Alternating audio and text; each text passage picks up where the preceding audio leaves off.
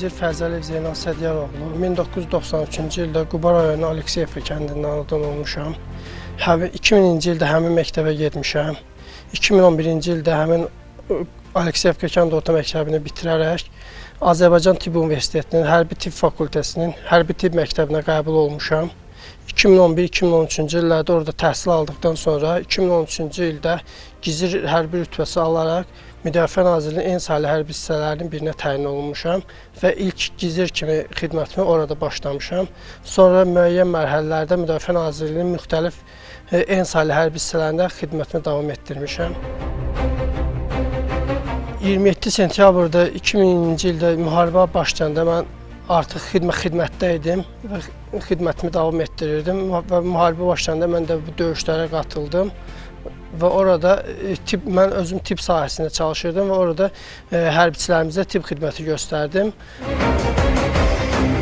Müharibə ilk başlayanda biz Füzuli istiqamətindən girdik döyüşə və burada da bizim ilk hücum düşmənin müdafiə səttinin yarılması çətin olduğuna görə bizim burada şəhidlərimiz, yaralılarımız çox oldu. Və mən də ilk gündən sentyabrın 27-sindən başlayaraq artıq qatılmışdım həmin döyüşlərə və oradan yaralılarımızı, şəhidlərimizi çıxarırdım, döyüş bölgəsindən çıxarıb gətirirdim. Lakin mən döyüş bölgəsini tam tərk eləyə bilmirdim.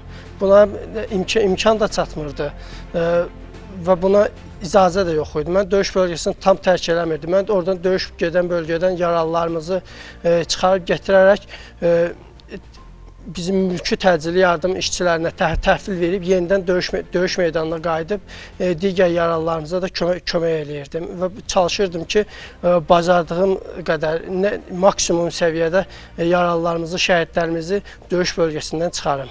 Biz döyüş bölgəsinə girirdik sanitar avtomobillə. Bu çox çətin idi. Çünki düşmən yüksəkliklərdə olduğuna görə düşmən bizim təxliyə yollarımızı görürdü, ora vururdu. Daima biz atəş altındaydıq. Mərmilər düşürdü. Elə bil ki, mən yaralamamışdan qabaq gündüz mərmi atdılar. Mənim sanitar avtomobilinin yanına düşdü və sanitar avtomobil zədələndi. Mərminin biri sanitar avtomobilin içinə girdi şüşədən. Sanitar avtomobilin digər tərəfindən çıxdı.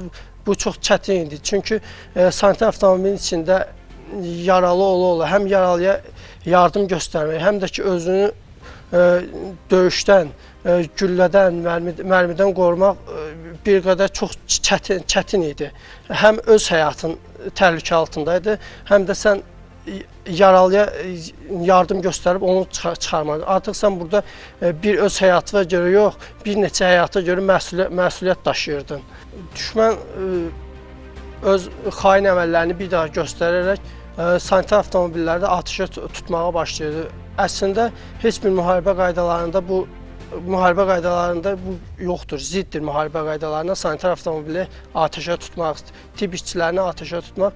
Ancaq düşmən ilk növbədə köməyə gələn sanitar avtomobillərini və digər sanitar avtomobilləri və digər qüvvələri atəşə tuturdu ki, düşmən çalışırdı ki, ordumuzun itkiləri daha çox olsun, ordumuza daha çox zərər vursun və onlar imkan vermirdilər ki, biz yaralılarımızı, şəhidlərimizi döyüş bölgəsindən çıxaraq. Buna görə də daima mütəmadi olaraq sanitar avtomobillər, tibb işçilərin atəş altında saxlamağa çalışırdılar. Bizim tibb işçilərimizdən şəhid olanlar da oldu, həkimlərimizdən, qazilərimiz də oldu. Döyüşdən sonra bir müddət özünə gələ bilməyən tibb işçilərimiz də oldu. Döyüşlər başlayan zaman artıq bizim hərbi həkimlərimiz heç bir şey düşünmədən döyüşə atıldılar və bizim istəyimiz bu idi ki, biz maksimum səviyyədə əskərlərimizi, ordumuzun yaralılarını, şəhidlərimizi maksimum dərəcədə döyüş meydanından çıxaraq və ordumuzun itkilərinin sayını azaltmağa çalışırdıq. Mən görsəydim ki, hər hansı bir düşmən hərbiçisi yaralı bir vəziyyətdədir, mən yenə də ona kömək eləyərdim. Çalışardım ki, onun da həyatını xilas edim. Mənim vəzifəm onun həyatını xilas etməkdir və bundan sonra qalan məsələlər artıq müəyyən qurumların işidir. Ondan hər hansı bir məlumatların alınması, onun kimliyinin araşdırılması, onun hansı əməllərə xidmət etməsi artıq digər orqanların işidir. Mən öz üzərimə düşən işi vəzifəni yerinə yetirərdim. Müharibə ağırdır, acıdır. Müharibə müəyyən bir zaman çərçivəsində baş verir. Ancaq müharibənin fəsadları illər boyu davam edir. Unutmadığım, yadımdan çıxmadığım məqamlar çoxdur. Bunları dilə gətirmək bir qədər çətindir. Çünki insan həmin anları xatırladıqca müəyyən bir qədər çətinlik çəkir, əziyyət çəkir, əzab çəkir. İllərlə mənimlə xidmət edən, mənimlə çiyin-çiyinə döyüşən yoldaşlar olub ki, onların şəhid olmaqları, onların sağlamlıqlarını itirməklərini mən qəbul edə bilmirəm. Çünki bu ağrı acılıdır. Elə olub ki, mənim gözümün qabağında şəhid olub. Onları unutmaq bir qədər çətindir. Çünki onlar heç vaxt mənim gözümün qabağından gedə bilməz.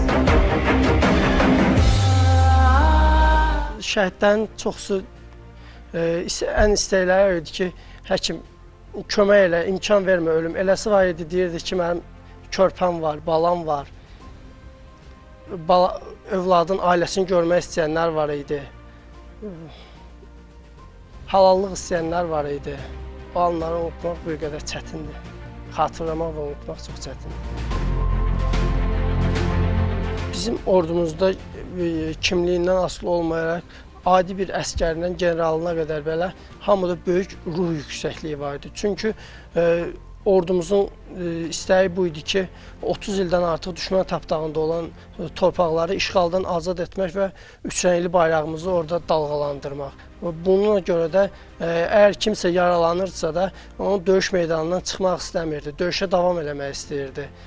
Çalışırdılar ki, önə geçsinlər, düşmənin başını əzərək işğalda olan torpaqlarımızı azad etsin və bundan öncə də olan şəhidlərimizin qisasını alsın, onların qanı yerdə qalmasın və üç rəngli bayrağımızı işğal altından torpaqlarımız hər bir yerində dalğalandırmaq arzusu var idi. Buna görə də orduda böyük ruh yüksəkliyi var idi və bu təsəvvür olunmaz bir hissdir ki, baxırdın ki, əskərdir, elə də bir fiziki qüvvəsi olmasa da onun mənəvi ruh yüksəkliyi var idi onda. Dayanmaq istəmirdilər, ancaq önə getmək və o işğal altından torpaqları görmək, düşmən tapdağından azad etmək və orada o bayrağı hər bir əskər çalışırdı ki, orada ilk bayrağı o dalğalandırsın və bu çox sevindirici, qürur verici hiss idi.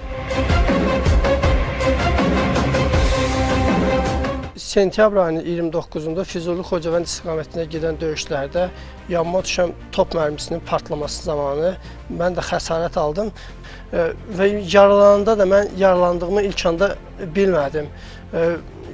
Yaralı olduğumu hiss eləmədiyim üçün yanımda olan əskərlər məndən kömək istədilər, mən də onlara kömək elədim. Artıq mən 2 nəfərə ağrı kəsici vurdum, onlara kömək elədim. Onları üçüncü yaralımızın yanına yaxınlaşmaq istəyəndə mənim özümdə daxili qanaxma baş verdi.